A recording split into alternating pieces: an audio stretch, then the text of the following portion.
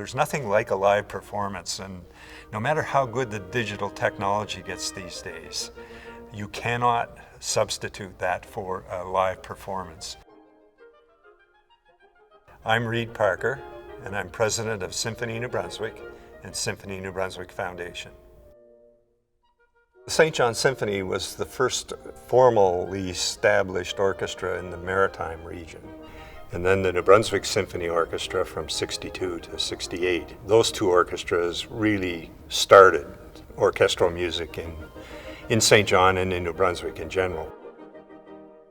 There were a group of ladies that banded together in an organization called the Ladies Morning Musical Club. And they just got together and started work on organizing the orchestra.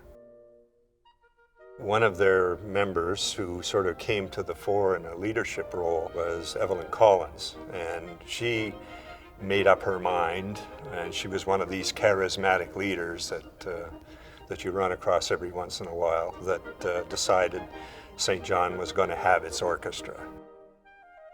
The first concert of the orchestra occurred in 1950. There's a famous photograph of the lineup outside St. John High School where the concert occurred. People all dressed to the nines and lined up all the way back up the street in front of the auditorium entrance. It was a pretty exciting occasion. I think if you go back to the older orchestras, the works that they premiered by some of the people that were involved in the orchestra at that time, they did original compositions by Kelsey Jones, the most famous of which is the Miramichi Ballad, which is still a trademark piece that Symphony New Brunswick performs periodically.